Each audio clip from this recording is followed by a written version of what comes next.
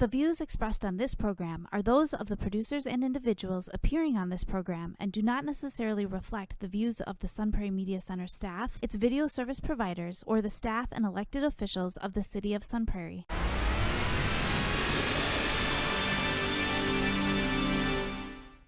Hello and welcome to Real Reviews. My name is Jamison Rabbit, and this week I am joined by no one, just myself here to talk about a bunch of movies. And that's all right, because I have a full house full of films to talk about, both on the marquee and streaming. And then I have a really fun list that I'm excited to get to in the second half of the show. So stick with me.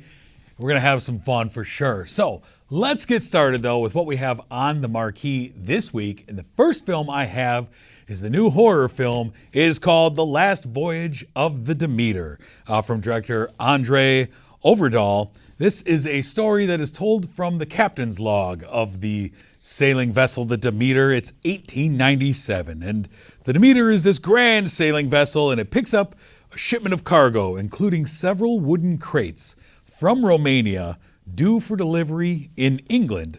Clemens, a man played by Corey Hawkins, is a Cambridge-educated man, a doctor, an astronomer, who is trying to find a place aboard the ship in order to return home to England. And begrudgingly, he is offered a place aboard the ship once another man is fired. Both the captain, Captain Elliot, played by Liam Cunningham, and the first mate, Wojciech, played by David Dalmachian, kind of take to him, but he is an outsider to this family crew here. Once they're at sea, mysterious things begin happening almost immediately on the first night. There's weird shadows in the fog on the first night watch. There's sounds below deck, and when Clemens is sent down below deck to check what's going on, he finds one of the crates has broken open, and a young woman buried in dirt is inside, barely alive. And so, being the doctor, he helps treat her infection. But things intensify the next night when the entire stock of animals aboard the ship meant to feed the crew on their voyage is slaughtered along with the crew's beloved dog. And the men begin to suspect Anna, who is the young woman who is found below ship, and Clemens, because he's the new guy on the ship. They're suspecting one of them, perhaps a case of rabies. They don't know what's going on. Anna is giving warnings, though, to Clemens about the monster who tortured and fed on her village in Romania, a demonic creature called Dracula, of course. And they know that evil is aboard the Demeter, and it's kind of this slow burn to the inevitable, because the results of this movie are actually shown in the beginning. We see the end before we go back and see the beginning. And one by one, the ship loses crewmen, with no one being safe from this thing, until the realization comes that in their rush to get to the safety of English shores, they'll just be delivering this monster to wreak havoc in England. This version of Dracula is really a demonic figure you see in the trailers, not the suave Dracula that we know from Bela Lugosi or any sparkling Twilight vampires. This is a demonic, really frightful thing, and the makeup and effects, I thought, were really well done in it. The action all takes place at night, obviously, because it is a Dracula, or in the deep, dark bowels of this ship, and it's a shape in the darkness. It's a silhouette in the fog when they're looking for him, and it sets the mood really early for this kind of slow horror. And you see the terror in the men start to build as they start to realize that there's nothing really they can do. And especially Clemens, who he's the first to really understand what they're all facing, as he understands from Anna what's aboard this ship. And I enjoyed this movie. I thought the captain and the first mate were played really well. Not everything in the third act of this movie made sense. Character motivations, just things happening aboard the ship didn't always make sense like that. Why would you think that would work? That's a dumb decision. But I like a good slow burn period piece like this one. It has some proper horror to it, and a different take, more of a Nosferatu than a cool Dracula. I end up giving The Last Voyage of the Demeter 3 out of 5 stars. It's playing in theaters right now. It's a decent recommend from me. Also playing in theaters right now is our second film on the marquee. It is a film called Jules from director Mark Turteltaub. Stars Ben Kingsley as a man named Milton Robinson. Milton is a regular man, aging, living a lonely life. He's a widower, estranged from his son. He has a daughter who checks in on him, but she's also very busy. And Milton is dealing with early stages of Alzheimer's, it seems. His memory is failing him, causing him to get confused or forgetful. He attends every city council meeting where he calmly repeats the same complaints as though he's unaware that he's said them before. And it's a very boring life for him until one night there's a crash in his backyard and he discovers an alien spacecraft has crashed into his yard. And he's frightened and he does not investigate that until a couple nights later he looks out and discovers that there's a being laying in his yard. And he's really more upset that his azaleas have been ruined than that there's a spacecraft with an alien laying in his yard. And eventually Milton takes this alien in and they kind of make strange acquaintances. And the alien doesn't speak or communicate other than to give him strange drawings of cats. And Milt tries reporting this to the police, to try selling his daughter, the city council, really anyone that will listen. But because of his obvious age and his loose grasp on his faculties, no one listens to him or takes him seriously. But there are two older ladies who do. Sandy, played by Harriet Sanson Harris, is another lady who attends the council meetings with him. And she stops over and is startled to discover this alien. And eventually Joyce, another lady played by Jane Curtin, does the same. And now these three kind of all bond together and they bond with this alien. They name him Jules. And because he doesn't speak and he has very strangely understanding eyes, they open up to him and he listens. And eventually they find that Jules has powers that are kind of loosely explained in the movie, but he changes lives and he offers protection to these very vulnerable people in their late 70s, 80s. And of course, all three are worried that they'll be discovered. And there is the government is in the background of this film looking for this spacecraft that crashed, but it's not front and center in the story, which I kind of enjoyed because there is no real villain in this movie. Normally, we find an alien, blah, blah, the government agents are going to be your villain, but really there isn't a villain in here. And it's more of a quiet, introspective film about a quiet alien and this older man dealing with aging. And it's a really beautiful story about how we treat our older population and the fear of seeing dementia start. And it's a sweet movie about nice people, and it's not overly dramatic or filled with unnecessary things. It's just a really nice movie featuring an alien, oftentimes wearing a Spuds MacKenzie t-shirt. And I liked the choices that were made in this. It made it set apart from other alien movies of this type. It feels like one that I hadn't seen before, and I really appreciate that. And so for Jules, I end up giving it 4 out of 5 stars. Really enjoyable. Ben Kingsley is just tremendous in this movie. He's so good in this. And it's playing in theaters right now. I highly recommend going out to check that out. Turning to our streaming spotlight this week, I go to Netflix for the new film Heart of Stone from director Tom Harper. Stars Gal Gadot as Rachel Stone. This is a film...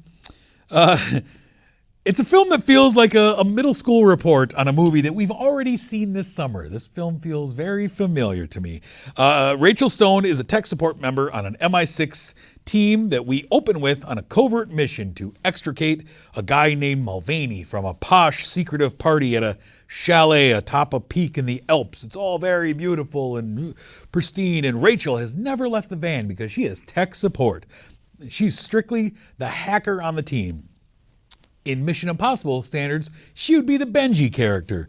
But when something goes wrong from the start of this mission, she goes against orders and throws herself into the mission, something that she's never done, but suddenly she's the Ethan Hunt of this team. And the film opens with this big 21-minute action sequence stemming off of this mission, which attempts to jam as much action as possible in before the opening credits. It's 21 minutes into the movie before we get the opening credits. And just a huge action sequence before the credits. Another thing that's borrowed from other more familiar action franchises. And what they're really trying to protect and what the bad guys are going after is something called the Heart. It is an entity. It is an AI program that MI6 uses to predict the future through algorithms, and it's run by a man they call the Jack of Hearts, who is played by Matthias Schweighöfer. He's the guy who sits in front of it, controlling it, delving deeper and deeper into it. And he's the man in the chair manipulating the future. In Mission Impossible Dead Reckoning, this was called the Entity. Unfortunately, Rachel Stone and her team are compromised from within, and a rogue unit is going after the heart. And they've got some inside knowledge of how to do it because, well, they used to be part of the team. And this movie felt like a throwaway Mission Impossible script. We have Jamie Dornan as Parker, who's kind of the main spy on this unit. Whereas Mission Impossible Dead Reckoning does a remarkable job of showing the potential evils of AI and the entity, as they refer to it, and how AI could run rampant and really cause a lot of problems. This film felt like it's making the case for why the heart or AI is the hero. And that was a very interesting turn. And it felt like a super generic action movie to me. And it had a really generic action score to it. It felt like it was just like they found a free score to use and put that behind the action. It feels, maybe I'm just reading into this because of the Gal Gadot piece, it feels like a spiritual cousin to Red Notice, the noted Netflix action bomb from a couple years ago that starred Gal Gadot, Ryan Reynolds, and Dwayne Johnson. That was a notorious terrible movie. This feels like a real spiritual cousin to that movie, which is not a good thing. And it kind of lives by the credo of more is more. More action will mean better things, and that's not always the case, especially when you sacrifice story and script and character development to get there. And this movie has me questioning, is Gal Gadot a good actress? And I don't have an answer for that because I feel like I've seen her be a good actress in really one thing. The first Wonder Woman movie. And I feel like I've seen a lot more evidence to the contrary since then. And I feel like they really thought that this would be a film that they could start a franchise off of based around her. And I just don't think that's going to happen. I think that this, along with Red Notice and a lot of the other more recent ones, it kind of prove that she can't carry the franchise, which is unfortunate because I do like her. But we also have, I didn't even mention, Glenn Close is in this movie being completely wasted. He just kind of pops in and out, completely wasted in here as, a dark character in the background. Glenn Close should be able to do more than this. But unfortunately, I gave Heart of Stone 2 out of 5 stars. Yeah, it's not worth your streaming time. It's 2 hours. Find something else to do. Watch something more entertaining for sure. Including one of these films that I'm about to talk about because I have a really fun list I want to get into. I have a segment that I'm calling Let's Meet at the Mall. And it's a segment that I came across, I just kind of put together because I watched this documentary recently, a documentary that came out in 1983 called Mall City. It's directed by Hugh Cronenberg, who's a student at NYU Film School in 1983 and had a documentary assignment. And there was an art punk band in New York called the Raw Tones who were looking for a music video to put to their song, Mall City. And so Hugh took a camcorder and a small, friend to run the microphone and stuff, and went to the mall and videotaped people and basically asked the question, why do you hang out at the mall? And it's a 45-minute short documentary of people answering these questions. At the end, the Raw Tones perform their song, which is pretty terrible. This documentary is found available free on YouTube, which is where I watched it. It's a doc filled with giggling teens talking about how they all meet up there and the tradition of looking for members of the opposite sex while casually shopping and checking out the newest trends. And it's really a time capsule. Also a time capsule to when people would smoke in the mall. I don't know if you remember that, but and it made me really, nostalgic for the mall as we grew up with, I was a child of the 80s, and how, you can get anything you want. You go to the record store, you go to the food court, get whatever you want. Go to the video game arcade. Some malls had ice rinks. Others had amusement rides and all sorts of things. And really how it was the social epicenter of most towns and cities. And before cell phones, it really was, hey, let's meet at the mall. Meet me at the food court at 12 o'clock, right? That was how you met your friends. And I love that nostalgia, and I love looking at malls through the years. One of my favorite videos on YouTube is someone back in, I think, 1984 took a camcorder through my childhood mall, London Square Mall up in Eau Claire, during the Christmas season and just walked through the mall and went in and out of every store. And it's a beautiful time capsule of that mall that I grew up with when I was a kid during the Christmas season, which is the best time at the mall. And I love watching that. It gives me the tingles watching that nostalgia. And so, I thought I would do a list of favorite mall movies about malls, movies that featured malls in them. I also recently watched a documentary before I move into the list called Jasper Mall, which is very new, that is more about the more modern side of shopping malls, the dying malls, the really vacant malls, following this mall manager who is struggling because all of the anchor stores at the four corners, the pillars of his mall have all left. And it's basically the little mom and pops, and how the food court is even dying. And it's a sad look of the people that still hang out there, because it's really just the mall walkers and a couple of people. And that's a really depressing look at the malls. And so let's find something a little more joyful as we get into our segment, Let's Meet at the Mall. So my number 5 movie dealing with shopping malls is Dawn of the Dead. There is both a 1978 and a 2004 version. 1978 version from Romero. He used the Monroeville Mall in Pennsylvania. The 2004 version was shot by Zack Snyder, and this version was set in Milwaukee, interestingly, but was shot at a vacant mall in Toronto that was due for demolition, so they shot it there. And this is one of those classic zombies are overrunning the city. Our small group of heroes band together in the shopping mall, fighting off the hordes with everything they can find inside the vast mall. And it's been a while since I've seen both of these, but it's a great premise, especially the 1978 version, the George Romero version, kind of at the dawn of the shopping mall craze, right? And he's the king of zombie films. And we have a young Tom Savini who's doing all the creature features, and he's gone on to be a legend.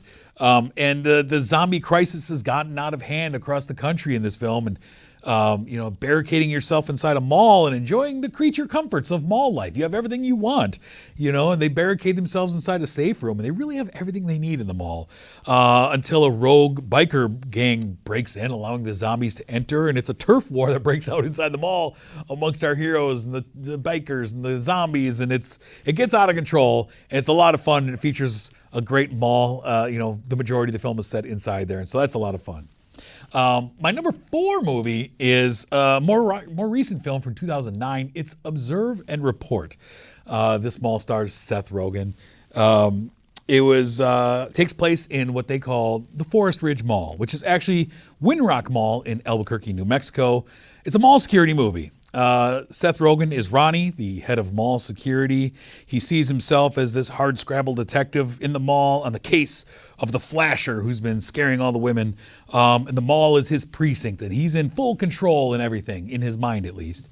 And also because this movie basically takes place the majority inside the mall, there's lots of great establishing shots of the mall, of the stores, of the people walking around in and out of stores. I love it. And as we learn more through the movie, we start to figure out that Ronnie isn't necessarily the hero, and he has battles with Ray Liotta, who is the police detective assigned to the case. And what I like about this movie a lot, I watched a lot of mall movies this week, and what I liked about this one is that Ronnie's not played up to be the buffoon. He's actually kind of dangerous because of how delusional he is. And he really has 2 obsessions, and that is justice and the character that Anna Faris plays as the makeup counter girl. And he's obsessed with both, and it's pretty dangerous. And when this movie came out in 2009, I think everyone assumed that this would be a raunchy comedy because it's Seth Rogen and because 3 months earlier, Paul Blart Mall Cop came out. And so everyone assumed that this was going to be a kind of similar fashion. And this is very much more like a Taxi Driver psychological drama than Paul Blart, which was really just a series of fart jokes on a Segway. And this is an actual film with actual character development and not slapsticky like Kevin James's Mall Cop movie. And I found myself really drawn in by this, and this is some of the best work that Seth Rogen has done, I think. Really, really enjoyable and kind of scary. So Observer Report, my number 4. Number 3, a great horror movie that I rewatched this week from 1986, Chopping Mall. It is set place in what they call the Park Plaza Mall, which is actually the Sherman Oaks Galleria. This was shot around the same time as Commando was shot in the same mall. And we've got a bunch of 20-something-year-olds throwing a party in the mall that they work at after it closes. It's going to be a good time as long as the new mall security robots don't ruin it. The mall just introduced 3 protector robots that have laser guns attached because they're mall security. And when lightning strikes, things don't go the way they should, and these robots start to go rogue. And they begin killing at will while being very cordial with the phrase, "Thank you, have a nice day." And it features a really fun 80s synth score, which I love. It follows the rules of 80s horror movies where only the virgins survive. And we get to see the whole mall. I mean, it's at night, so the stores are closed, but we are through the entire mall. And it's a classic movie. I absolutely love it. I always thought this was more of a cheesy horror movie than it actually is. Rewatching it, I really appreciated it. And it's super fun. So Chopping Mall, my number 3 mall movie. My number 2 comes from 1995. It is Kevin Smith's Mallrats, of course. Set in the Eden Prairie Center Mall in Minnesota, which stood in for New Jersey. It's Kevin Smith's follow-up to Clerks. This time, some new friends and some old ones that we remember spend the day at the mall getting into trouble as they try to get over their recent dumpings. Brody, who you see there on the right, Brody Bruce, has strict rules about what happens in his mall. And it's a gathering place for everyone. And we meet Brody, and we meet Willem, who's in the middle there, the magic eye poster that he just can't find that sailboat.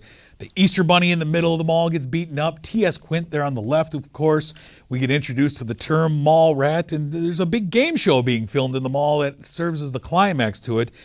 And best of all for this movie, there's 2 malls for the price of 1, because as Brody and T.S. Quint go to the dirt mall on the other side of town to get their fortunes told. And it really feels like a love letter to the allure of the mall and the folks who inhabit it. And great jokes, the kid on the escalator and LaForce, the mall security guard, played by Sven-Ole Thorsen. It's a really fun movie, and it really does. 95% of the movie takes place inside one mall or the other, and it's a great one. It's a lot of fun. But my number 1, she comes as no surprise, really, when you think about movies that take place in malls. Now, this one doesn't take place entirely inside one, but it is a very real character. It's Fast Times at Ridgemont High, 1982's film. Takes place in Belmont Mall, they call it, which is also shot inside the Sherman Oaks Galleria. This is the first time director Amy Heckerling's film, and a young writer, Cameron Crowe, wrote this film. And this film is filled with a young cast. You see a very young Sean Penn right there on the screen. Half the film is inside the shopping mall, Belmont Mall. Half of it is in the high school. But the mall sequences are so memorable as everyone is swirling throughout this mall. Everyone's there, interacting, meeting each other, hooking up. It features a great cast, one of the great soundtracks of its era, and really showcases the hierarchy of stores within the mall. So we have one of the characters who works at the movie theater. That's cool. Working at the movie theater is a lot of fun, but all the action is happening at the other side of the mall. We also have, when they featured restaurants inside of shopping malls, and it's tons of iconic performances. Sean Penn, a young Jennifer Jason Leigh, young Judge Reinhold, Robert Romanus, who is great as Damone, the swarthy ticket seller. Phoebe Cates with her iconic performance, of course. And just the way that the shopping mall is so lovingly shot makes it a character unto itself. And this is also Nick Cage's first film, Forrest Whitaker's first film. And I feel like both Fast Times and Mallrats both do a great job of showing and showcasing the shopping mall as a social epicenter of their area and where everyone gets together. And that's what made the mall so great. It also, if you look in the background, there is a pizza place here called Licorice Pizza that served as the inspiration for Paul Thomas Anderson's Licorice Pizza movie that came out a couple years ago. And it's great. It's my number 1. I also have a few honorable mentions I'm going to throw at you real quick because I did watch so many. One of them is Bill and Ted's Excellent Adventure, when all of the gang from the past gets lost. They lose them in the mall and they're running around. But that's really only like a 6-minute segment of the movie. Career opportunities. I feel like a spiritual cousin where Jennifer Connelly and Frank Whaley get trapped inside a Target overnight. Cousin of it. Season 3 of Stranger Things, where the new mall in town opens. That's just so much fun. A film called Night of the Comet, which is kind of like Dawn of the Dead type. And then a film called Nocturama, which is a French drama about a group of teen vigilantes that are going to bomb a mall. That's a lot of fun. I also found, because I mentioned the Sherman Oaks Galleria as being the place that serves as the mall for a lot of these movies. It is actually the place that was shot in Fast Times, Valley Girl, Night of the Comet, Commando, Back to the Future 2, Terminator 2, Inner Space, Chopping Mall. This was the mall that served as the mall for all of those movies. So it is a legendary place on its own. And I had a great time watching all of these wonderful films. So go check out some of these if that sounds fun to you. Let's take a look ahead, though, at what is coming soon. I'm looking at the weekend of August 25th. I have a few films. First off, on the big screen, we have Gran Turismo, based on the true story of a gamer, a failed race car driver, and an idealistic motorsport exec who took on the most elite sport in the world. This movie is actually playing right now in limited runs. Like they're showing it once in a while here at the Palace in town, but it's coming into wide release on August 25th. Also in theaters that weekend is Retribution. Liam Neeson is driving his kids to school when he receives a call that there's a bomb in the car that will detonate if they try to get out. And he has to make some tough choices. Liam Neeson is 71 years old, and in this trailer, he has a daughter who's, I think, in 3rd grade. So there's that. Over on our streaming platforms, we have Killer Book Club, which is a Spanish film. 8 horror-loving friends fight for their lives when a killer clown begins to pick them off one by one. We also have on Netflix, You Are So Not Invited to My Bat Mitzvah. This stars the whole Sandler crew.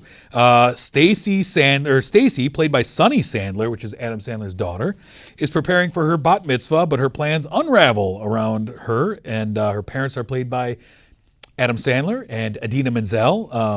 Also stars Jackie Sandler. This is part of the Adam Sandler Netflix contract that we get.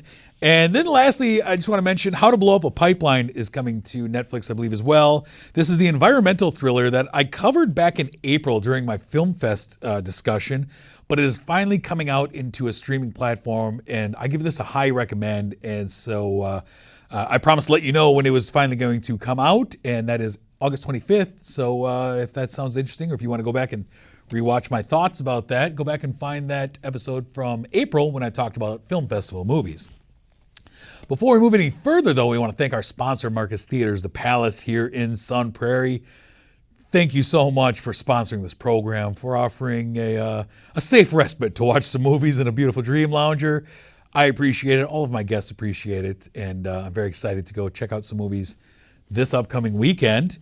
Next week, I'm going to be talking about some movies such as Blue Beetle, the R-rated dog movie Strays, a Netflix animated film, The Monkey King, as well as maybe something else. And I'm going to be joined for all of that action by our old friend Michael Selesky.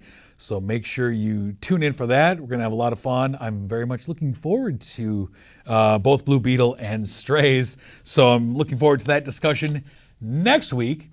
But until that time, when I talk about all these movies, I've been Jamison. Thanks for joining me. And hey, Landon, get well soon.